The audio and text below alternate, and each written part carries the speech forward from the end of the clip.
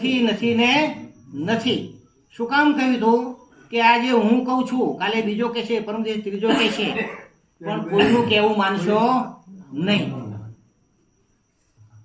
ગૌતમ બુદ્ધ કહે છે એટલે તમે માની ના લેશો. એને કહ્યું હું કહું છું એટલે માની ના લેશો.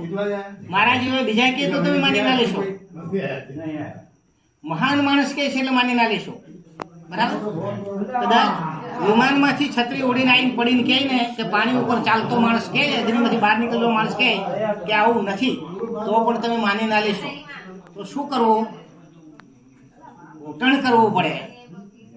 આપણે આપણા માર્ગદર્શક પાસે જે કંઈ મેળવ્યું, બુદ્ધની પાસેથી જેણે જે કંઈ મેળવ્યું એ બેસી ગયેલા તમે જોજો. જેમ હશે તેમ પલાઠી વાળી જેમ હશે તેમ બેસી ગયા અને એને ચાલુ કરી દીધું. નક્કી કરી દીધું કે મહાત્મા કહે છે ખરા, પણ આ તો મજાનું છે. માર્ગદાતા છે કે હું મુક્તિદાતા નથી, હું માર્ગદાતા છું.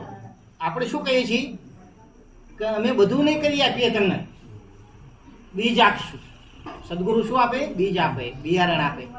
આ બિયારણને કેવી રીતે તમારે વધારે ને વધારે કરવું એનાય દાખલા આપણે ઘણા જોયા છે. સસરો એક બીમાર થાય, ઘરમાં 4 વહુવારો હોય, 4 દીકરા હોય, તિજોરીની ચાવી કે કંઈ બધું આપવું છે, તો એ કોને આપવું, ક્યાં આપવું? ચારેયને વહુવારોને બોલાવી અને મૂઠ આપી દે. આ બધું આપણે સાંભળેલું છે.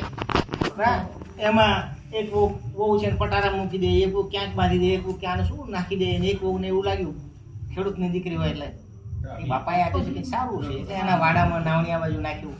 1 વર્ષ એમાં ફસલ લીધી, બીજી વખત ત્યાં લીધી, ત્રીજી વખત વધ્યું. મારે આટલું બધું નહીં અહીંયા નખાય, આટલું બધું નહીં ઉગાડ્યું, એટલે પિયરમાં મોકલી દીધું. 5-10 વર્ષ સુધી એને પિયરમાં મોકલી દીધું કે આ મારું છે, મારા સસરાએ આપેલું છે, મારા બાપને આપેલું છે. આપણે બધા 2 બાપના છીએ. આપણે બધા 2 નહીં, તદ્દન 4-5 બાપના છીએ. છેલ્લો સદગુરુ જે થાય તમને તમારામાં સત્ય જગાડી આપે, સત્ય પડેલું છે પણ તમને ઓળખાણ નથી, એટલે તમારો બાપ થઈ જાય.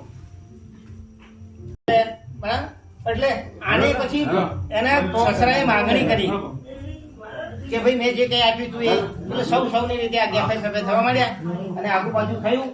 બરાબર?